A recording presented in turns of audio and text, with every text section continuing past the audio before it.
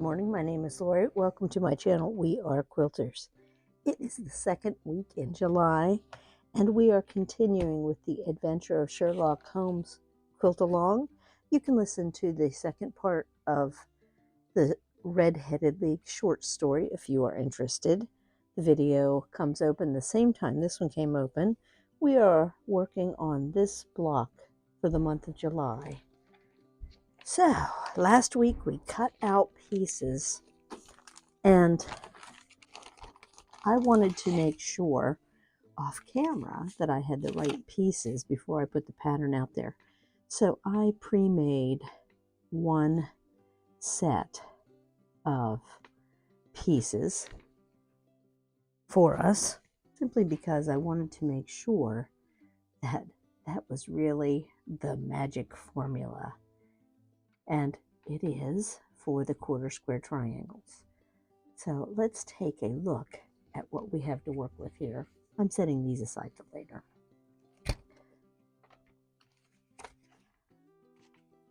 I need to put a tab here so that I can always find where I am.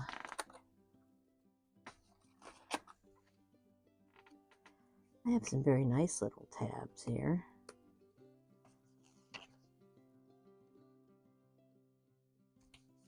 From the thrift store. This week, the 9-inch block, we have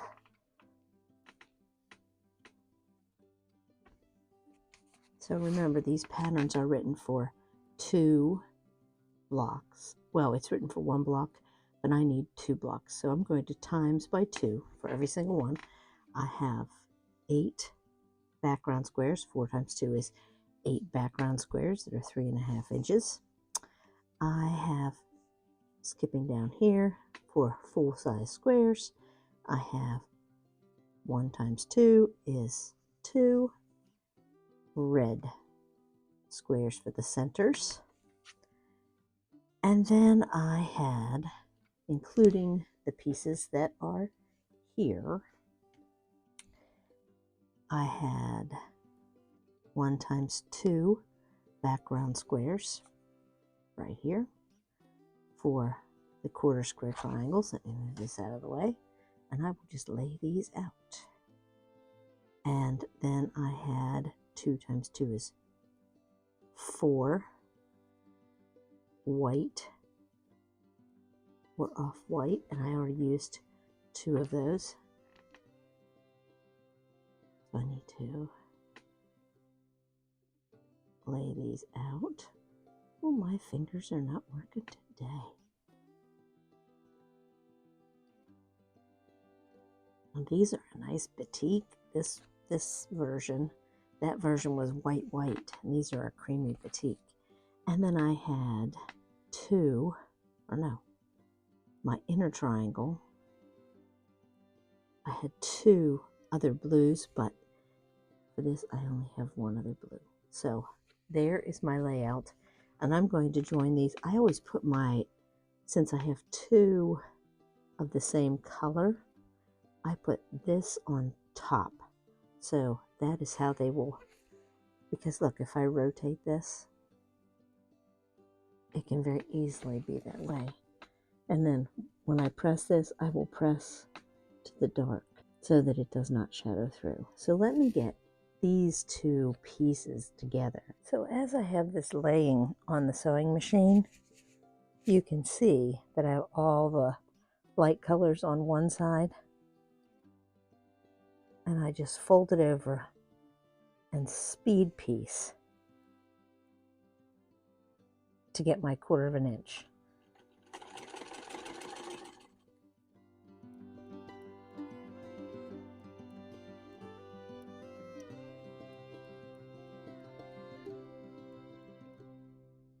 So now, as you saw, I have these joined, and I press to the dark.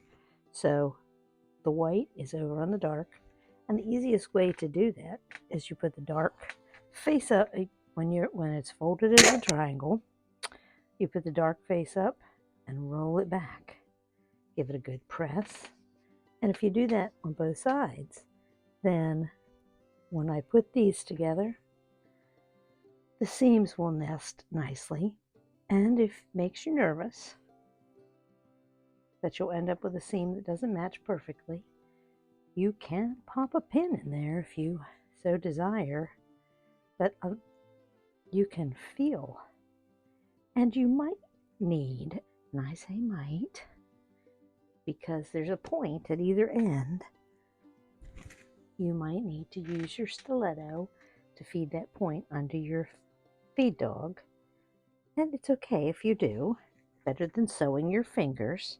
Let me get these all together. To press these, you can either press them open, or I'm going to press mine to one side because I really don't care. So now I have all my hourglass units. I need to do some speed trimming, those 8 little hourglass units for my 2 blocks. And I see that the background goes to the outside, the other blue will go to the inside. But I'll be back to show you that in a minute.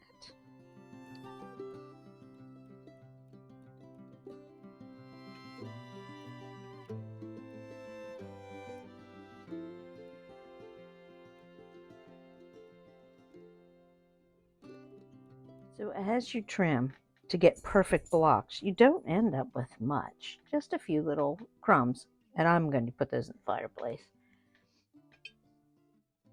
But I just want to show you 7 of these blocks turned out perfectly right there without pinning. 7 of the 8. This one got away from me just a little tiny bit, and I saw it and I decided not to fix it.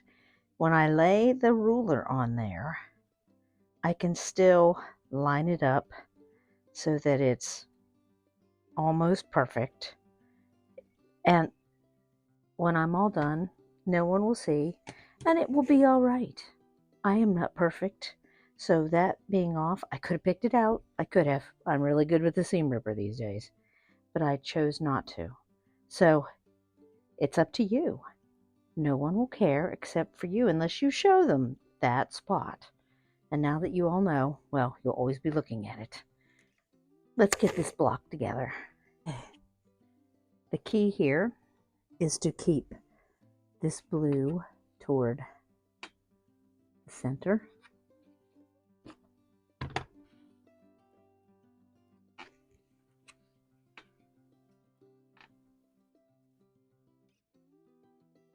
I think this is the way I had it laid out. And then we have the background pieces. Do you hear Honey jingling around? She's looking out for deer. So there is one block, and I'm going to build the other block right on top.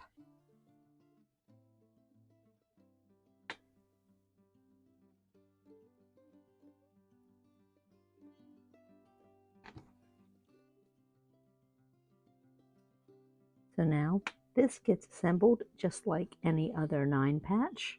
I'll join the rows, and then I'll join the rows to each other. Let me get to it, and I will be back to talk about pressing. Nothing new, but it tightens up and looks even better as we go. Be right back.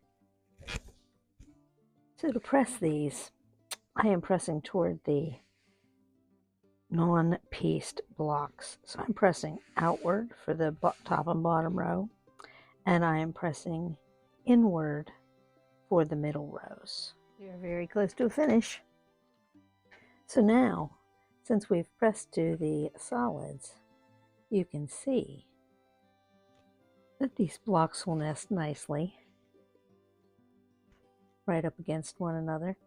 And if you're worried about it, pop in a little pin after you feel those seams nesting. Be right back with the finished block. Just like that, we are finished. Let me give these a good press, and I'll be right back to show you the final product. Here they are, 2 little star blocks. All done, ready to go into the quilt. That was quick and easy. These are the 9-inch blocks. Keep in mind that we are doing 6-inch blocks next week and 3-inch blocks the following week. I hope you join in. You can't work ahead, but I hope you still join in as we make the blocks together. I hope you have enjoyed making these blocks, and I will see you on Friday for Blabfest. Bye.